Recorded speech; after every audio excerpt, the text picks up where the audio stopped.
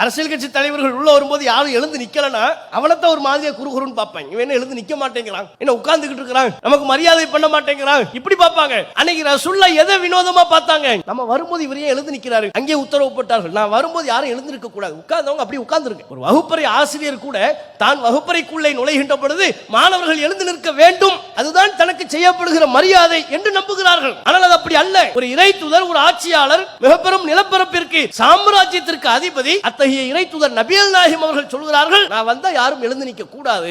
எந்த விதத்திலையும் தனக்கு புகழ் சேர்க்கக்கூடிய நடவடிக்கையை ரசூலுல்லாஹ் செய்யவே இல்லை. இன்றைக்குள்ள தலைவர்கள், ஆன்மீகவாதிகள் என்ன பண்ணுவாங்க? தனக்கு ஒரு புனித பிம்பத்தை கட்டமைச்சுக்கிட்டே இருப்பாங்க. எல்லா சமுதாயத்திலையும் நடக்கும். ஆன்மீகவாதிகள் சொல்றவங்க தங்களுக்கு பெரிய அதி அற்புத சக்தி இருப்பதாக எல்லாம் சொல்வாங்க. மறைவான ஞானம் தங்களுக்கு இருப்பதாக. கொஞ்சம் வருஷங்களுக்கு முன்னால வெத்தலையில மைத்தடவி பார்த்தா எந்த நாட்டில் நடக்கிறதையும் நான் அது மூலமா பார்த்துருவேன் அப்படின்னு சொல்லக்கூடிய அளவிற்கு, மனதில் உள்ளதை அறிந்து கொள்வேன் என்று சொல்லும் அளவிற்கு ஏதாவது ஒரு புனித பிம்பத்தை கட்டமைத்துக் கொண்டே இருப்பார். பவர் இருக்கு, சக்தி இருக்கு, ஆற்றல் இருக்கு என்று சொல்லியே ஆன்மீகவாதிகளும் அரசியல் தலைவர்களும் தங்களுக்கு ஒரு புனித பிம்பத்தை கட்டமைப்ப. தங்களுக்கு தவறே வராது. எந்த அரசியல் கட்சி தலைவர்களாவது தன்னுடைய தொண்டர்களை நான் உங்களை மாதிரி ஒரு மனுஷன் தான் அப்படின்னு உருவாக்குறாரா? எந்த அமைப்பின் தலைவர்களாவது அப்படி உருவாக்குறாங்களா? நானும் உன்ன மாதிரி தப்பா, உனக்கு தவறு பிழை ஏற்படுவதை போல எனக்கும் தவறு பிழைகள் ஏற்படும், இப்படி எந்த தலைவராவது சொல்வாரா? சொல்றாங்களா? இல்ல. தொண்டர்கள் எப்படி தயார்படுத்துவாங்க தெரியுமா? தலைவர் சொன்னா கேளு.